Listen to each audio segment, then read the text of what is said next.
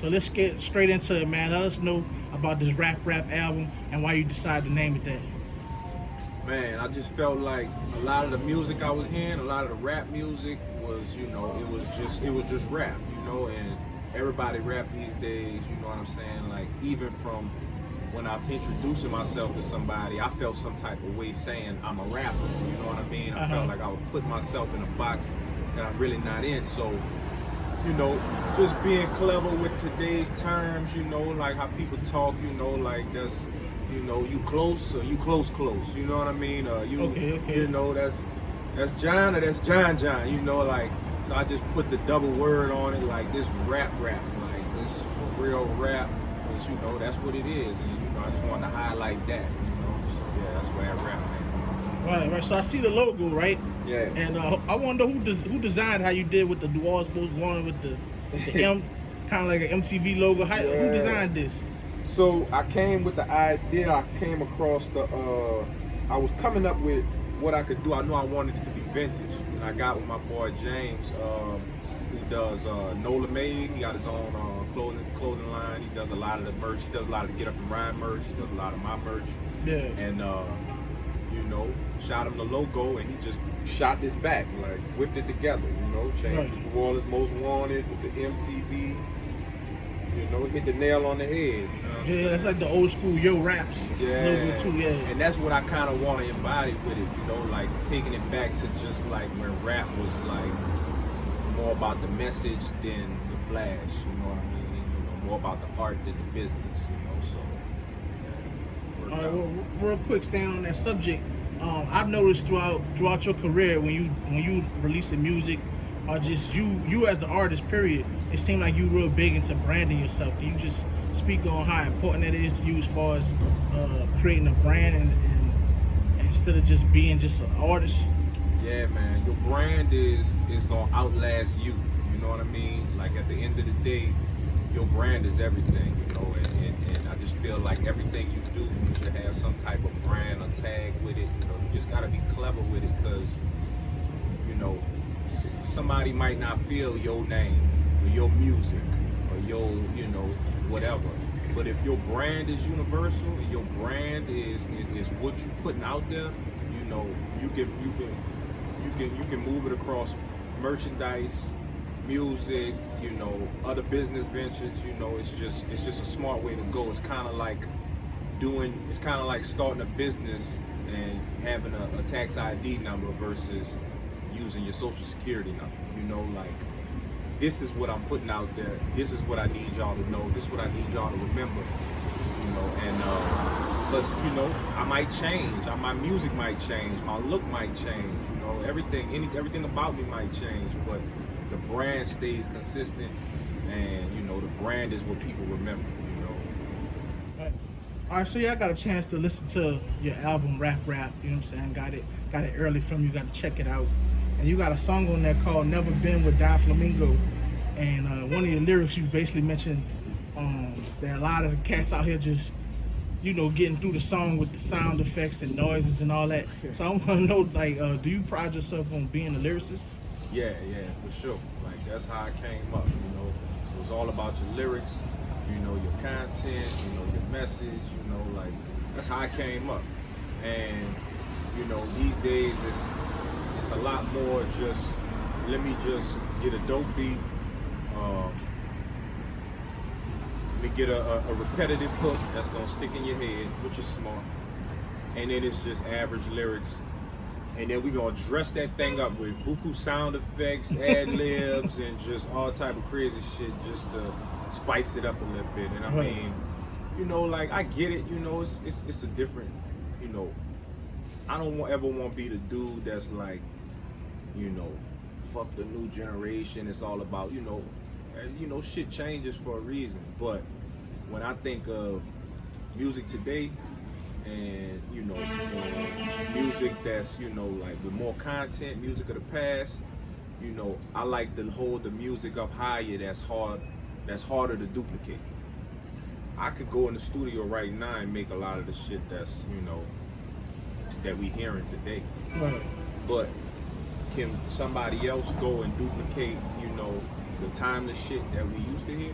or the timeless shit we hear from a Kendrick Lamar or a J. Cole, you can't duplicate their music like somebody could go in the studio and duplicate a Young Thug or something, just to use somebody for an example. So I always like to hold that stuff up higher to a higher level, because to me that's the most talented music. Right. And speaking on the lyricists, I just brought up this song, you and Don Flamingo Would Never Been. Yeah. I feel like over your career, I done seen you collab with him a couple times. Yeah. I definitely consider him a lyricist. So for the fans, you just talk a little bit about how did that connection come about with you two? Man, me and him go way back, I can't even remember the exact time when we all clicked, but he just was one of them dudes who was spit, him and his crew, like back in the day when we was spitting, like before Katrina, like everybody knew who the rappers was, you know what I mean? It was certain groups, it was certain cliques, and he was one of them dudes that I linked with early on, and we just always jammed tight ever since, and just love collabing, making music. Like it's bigger than rap with me and him. You know what I'm saying? We talk, we run it about all type of shit. We hang out all the time.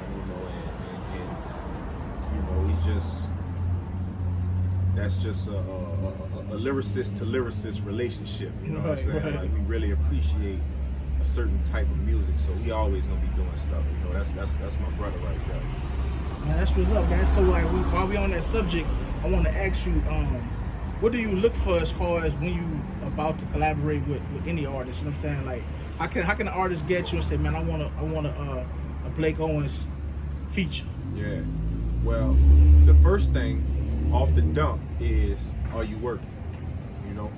If you working, you putting in work, and you trying to, see things come to fruition, then that's half the battle right there. Mm-hmm. If you just kind of halfway rapping and you're asking me because I happen to be in front of your face, oh, let's collab, or whatever, and you ain't really bringing nothing to the table, it's all what I'm bringing to the table, then I ain't really interested, unless you about to drop some real bread. But other than that, that money talk. But if you are artist and grinding and you working and you make like-minded music, then I'm probably gonna do it on the strength. Now, if it's different, then I also look forward to collabing with artists that are totally different from me and seeing what we can create. But at the end of the day, I like to work with talented people and people who grind. Right. Speaking of talented, right? What that was like a week or so ago, maybe 2 weeks ago, me and you was both at an event by the homie Mac, and we was coming together talking about, the unity in New Orleans and the music scene and everything like that. I just want to ask you, in your opinion, how do you feel like that particular meeting went, and what can we do to keep building on having some unity in the city? I think that meeting was a great jumping off point. It got everybody in the same room, address their concerns and their thoughts. It got the conversation going. I think it needs to continue. I think we need to have more of that and invite more people in that, because I know the first one was more like a private thing. Yeah. But we need more outside people that's, can give us a different perspective. We need more fans, and, at the end of the day, I feel like that first one was more about venting than solving the problem. I felt like everybody was venting their concerns and their issues with the rap industry, and they, just, that's what it kind of felt like to me. But now moving forward, we need to take some of those same things we brought up in that meeting and come up with solutions. It's so easy for us to talk about it, and then we leave and go back to our regular day. You know what I'm saying? And then it was a thought. So, getting Ike involved with Vertical. He has a 7-step class, and I threw his name out there heavy. Right. Showing artists how to get their money. And Mac, since then, Mac and Theto reached out to him and connected with him, and he'll probably be at the next meeting. He didn't already work with a few artists just from me giving his number out. So I think doing stuff like that, like really taking these words and putting it into action, because at the end of the day, everybody gonna have a different opinion on what need to be done or how to be successful in this music, and for every artist, it might be a different approach. So it's not about coming up with that silver bullet, where this is what everybody needs to do. It's really just about finding out who you are as an artist and finding your angle and not leaving no money on the table. Right. That's to me, and everybody's path gonna be different, but to me, it's that's what it's about: being responsible, grinding. And when I say grinding, I mean not just recording. Niggas love to go make 1,000 songs, but then what you doing with them songs? Right. You're just sitting, Right. or you're dropping them and you ain't monetizing, So grinding, making sure your paperwork right, making sure you got a team, really studying yourself and how people see you, accepting real criticism, which is another thing we don't do well down here. Putting money behind it, sacrificing time, instead of going here and doing that, putting it into the craft or putting it into marketing, and really just watching your results and then making every year I switch my situation up. I look, what did I do last year? Okay, what worked, what didn't work? Right. All right, well, let me elevate that and let me do less of that, it's the constant, constant counteract, you know what I mean? So I think it was a great starting off point. I think we could build from it though. Right. So you mentioned how you had got up and spoken and you dropped the homie Ike name and things like that. Well, I've always wanted to ask you this. I feel like with you putting the letters OG in front of Blake Owens, right? Yeah. We all know what OG mean in black culture and rap culture and all that. So do you feel like you are a leader amongst your peers? Absolutely. I think I've done enough and accomplished enough to be able to put them letters on the front of my artist name. From music to just life in general.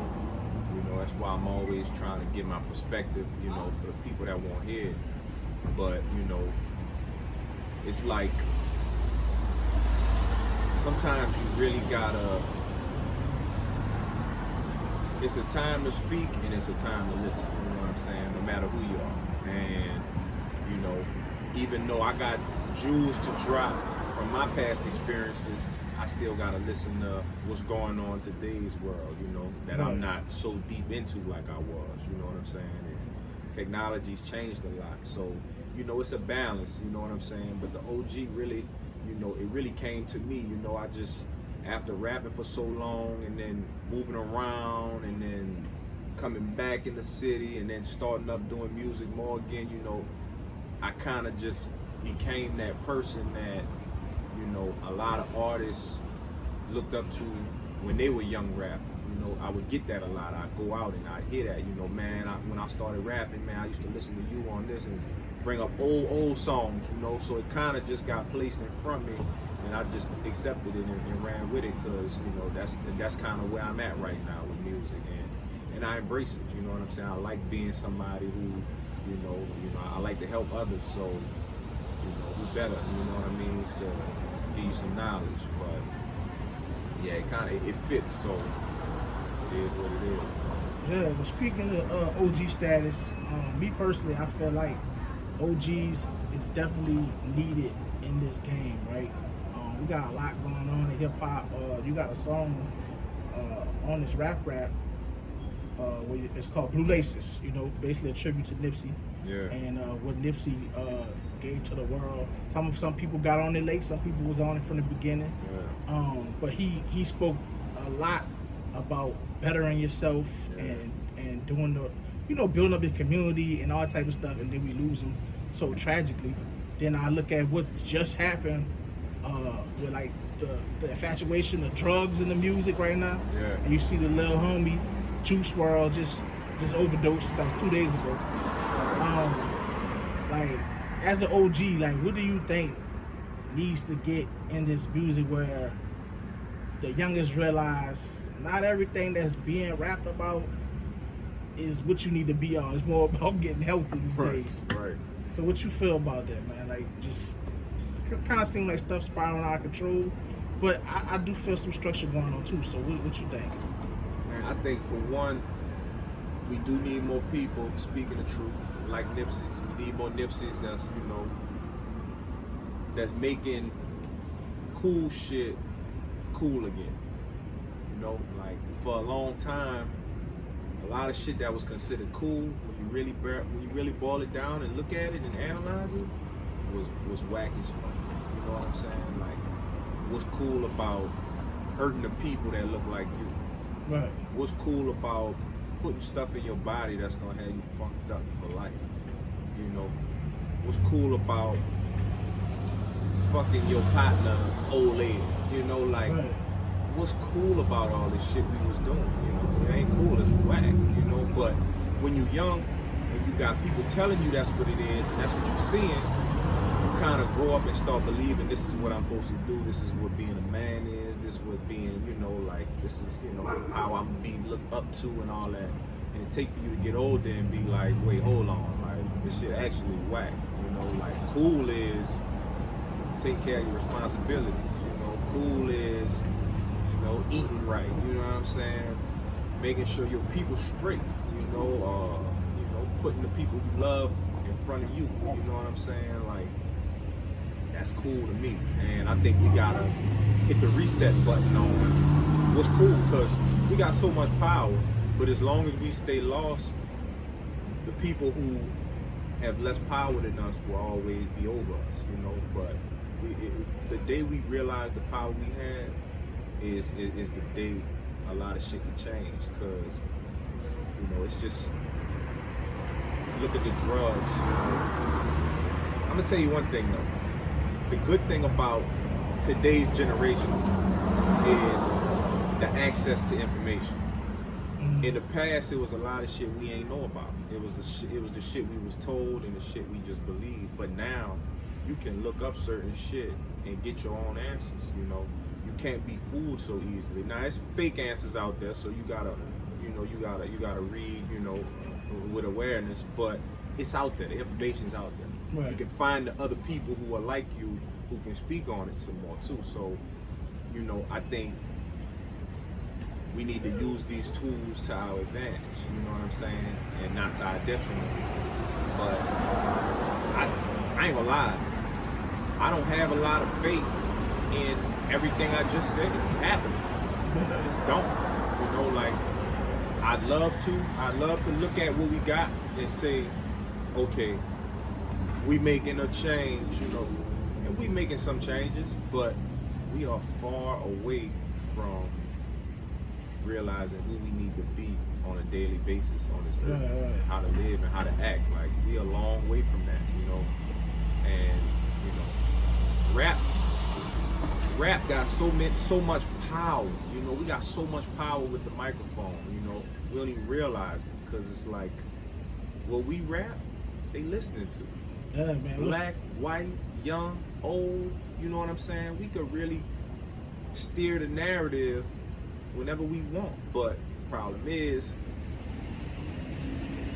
you got the business which only wants what makes money. You know, so they gonna have shit in the repetitive cycle, the dumb shit. Right. And that's gonna be incentive to make it. And then you also got a lot of people who are uneducated or just closed-minded or only know one world, and that's all they want to hear. You know what I'm saying? Our music is gonna be as intelligent as the people listening to it. Right. You know, it's as simple as that. If everybody was up on real world things, then that's what the music would sound like. You know what I'm saying? But most people are up on the gossip and you know, the drama and the bullshit of the day.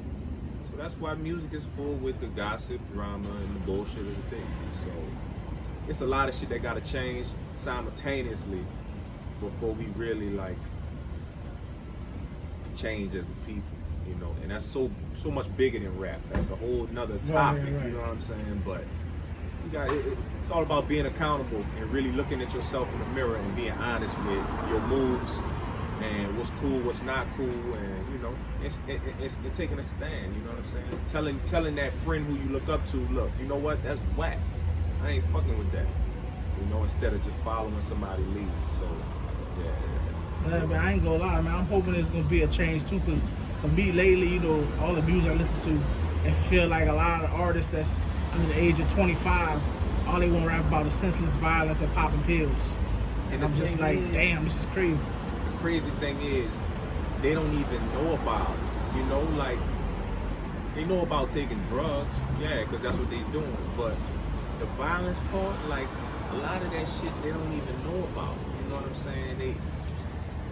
They just see it, they hear about it, they, you know, but they don't understand, like, the dynamics of, you know, like, violent situations. You know what I mean? Like, the consequences, you know, like, the how many mothers I know who lost their kids, you know, who I talk to on a basis, you know, listening to their story and, you know, they pain, you know, got godchildren who don't have dads, you know what I'm saying? Like, you know, just, it's so much extra shit people don't realize, you know, that the shit people don't rap about, you know? They gonna show you 90% of the cool glamour glitch shit, but then 10% they gonna talk about the pain. But a lot of times it's the other way around. A lot of times the pain is 90%, you know what I'm saying? And a little flash of greatness was 10%. So, you know, that's another thing, speaking back to the earlier question, we need to be more honest with the shit we rap about, you know what I'm saying? Right. Like, you know, all that hustling and this and all that, and, you know, niggas ain't talking about rap. How many rats some people look up to and don't realize they rats? You know what I'm saying? How many people, you know what it's like to be in a situation where you either gotta tell on the next man or take your charge and do X amount of years and not see your family, your kids and everything and all that? Niggas real quick to get on a song and talk about I keep the G, take my charge, this nigga. You ever been in that situation? I've been in that situation. And trust me, it play on your mind. I don't care how solid you are, I don't care how tough you are, I don't care whatever. When you in that room, motherfucker hit you with them options, all that rap shit go out the window. It turned into survival mode. You know what I'm saying? Luckily for me, my situation was, I'm one of them people who benefited from Katrina, you know, but my situation was bad when the storm hit, you know, but, you know, I was able to walk away because my charges from some shit I was into, the evidence basement flooded, and that's how I got off. You know what I'm saying? Like, period. You know, there's a few niggas out there like me who benefit from Katrina, you know, and I'm one of them. So, but I can tell you about that thought process, you know, when, you know, everybody love to talk about what they would do and what they wouldn't do, and they never been in a fucking situation before. You don't know what you'll do. You don't know what you'll say. You don't know how you'll act. You dig? Take that how you want to take it. I'm telling you real shit, you know. So you got these people rapping about this, rapping about that, ain't never been through it. You taking it as the steps of life and the things to do. So you go out there and now you find yourself in a situation you don't know what to do. You know what I'm saying? You all fucked up and now your life is ruined, you know, instead of realizing that this is either entertainment or it's lies. You know what I'm saying? Right. Yeah, that's real, man. So look, we want to get back into the music. You know what I'm saying? This rap album. Can you tell me what was the process like with picking songs and just watching your career? Like, how do you plan on when you want to drop new music and how you want to present it and things like that? What you mean?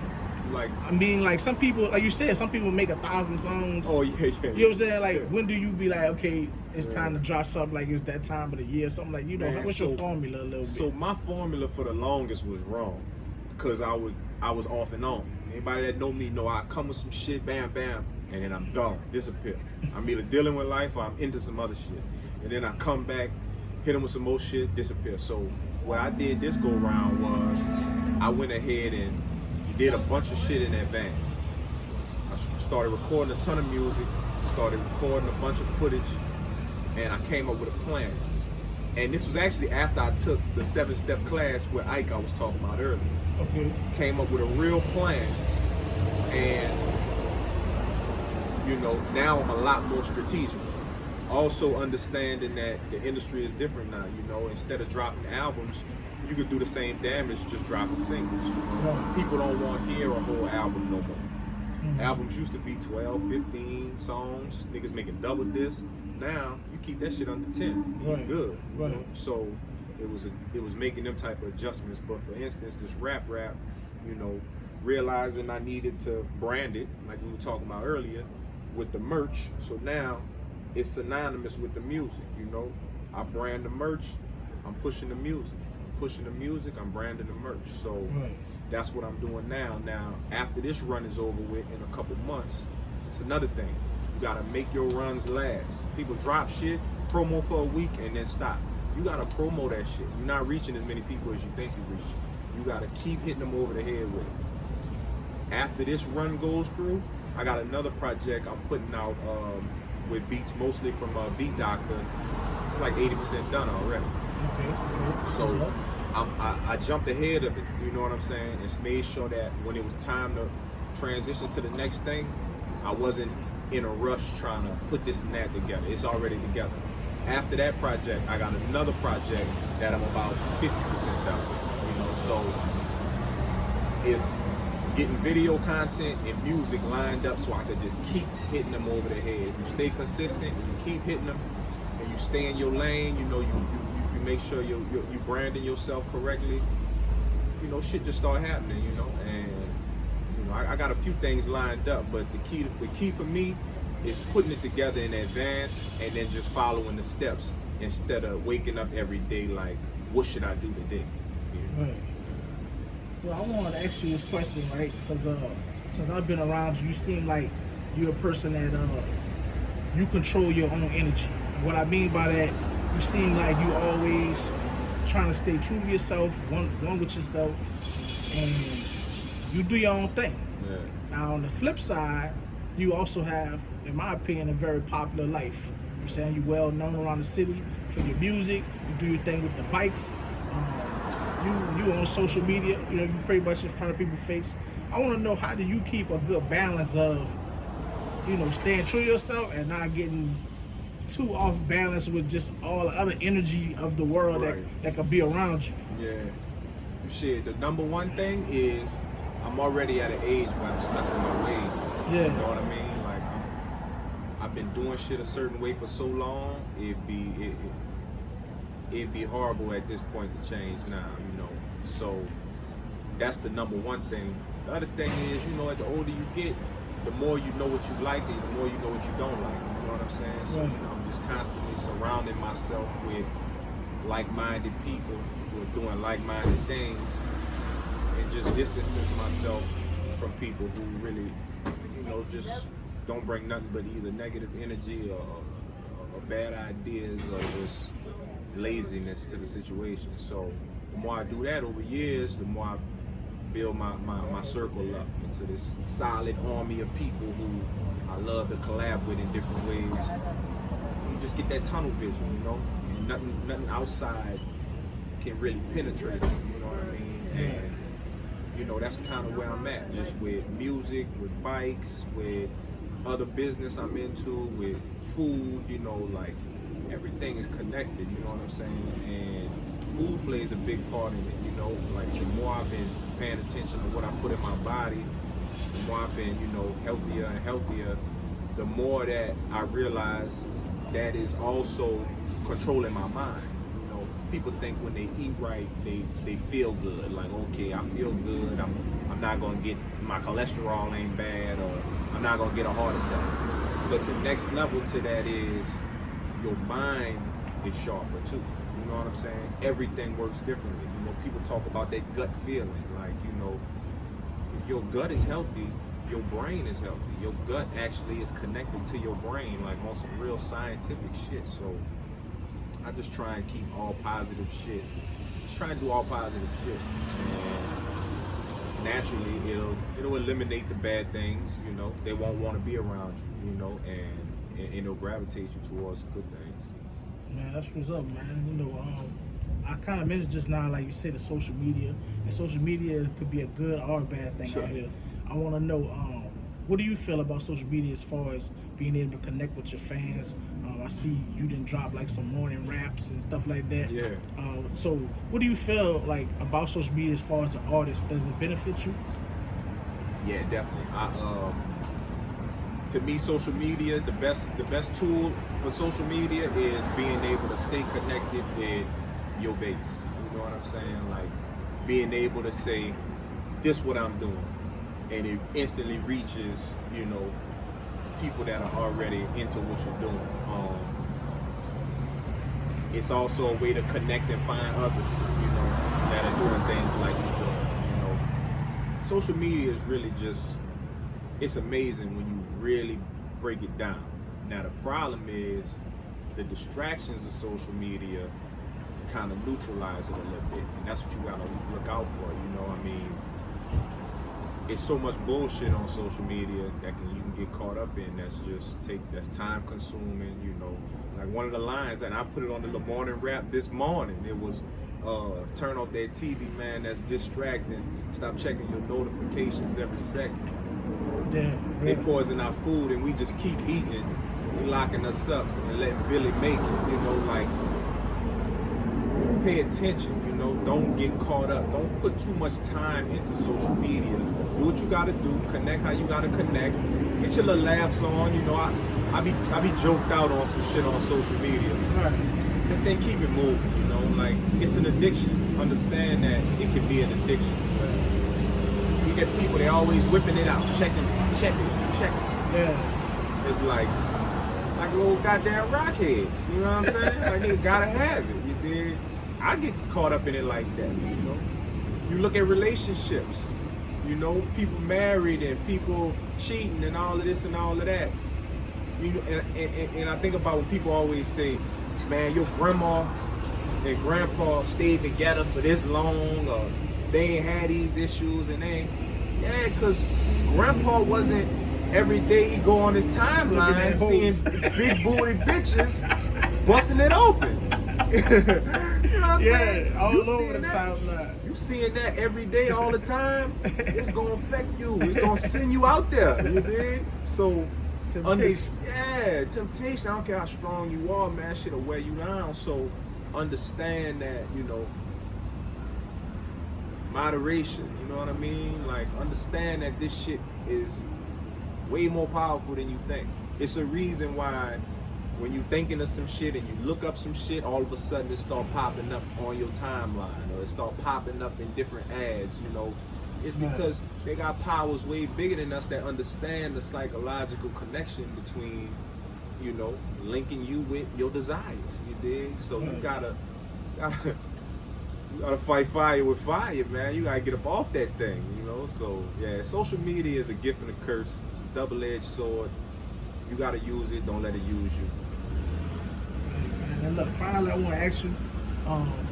You spoke on you got some new projects coming for next year. Yeah. I want to ask you with this rap album, you got any shows or anything that's coming up for the people to be able to catch you performing these new songs? So I was thinking about that the last couple days. I got a birthday coming up January 8th. I always do something for my birthday or around my birthday, so I haven't figured out those details yet, but I probably will in the next week or so. And I'll probably have some type of birthday pop-up, just kickback situation where people could come through. I'll perform, you know, the songs. I want to have other artists come through and do a song, you know, like on some real chill shit. I'm gonna have some new merch out again. Probably had a rap, or you know, I'm gonna have rap dad hats next. You know what I'm saying? Yeah. So, I just went to my homie Prosper Jones' little birthday pop up yesterday. It was dope. Yeah. So like, and that's really where my thinking is. Coming from his shit, loving the energy and loving how he put it together. I'm really about to take a page out of his book and do that for my birthday. And that'll be in January. I'll make them announcements sooner than later on social media, which is at OG Blake Owens. And then as far as a show, I'll probably do a real show, probably House of Blues or something in February when I put out this next project. Because this rap to me is more like ride music. You know, it's more like chill, vibe out, listen to. This next project is more like performance music. I got you. Yeah. Well, you got a plan, man. So everybody heard it here first. You know what I'm saying? Be on the lookout for everything going on with OG Blake Owens. And I appreciate you sitting down with My Hell of Life TV, man. Yeah, man. Appreciate you having me, bro. You know I gotta speak to you, man. You connected with the people, you know what I'm saying? So I gotta come drop the knowledge and answer the questions, you know what I'm saying? I appreciate it, man.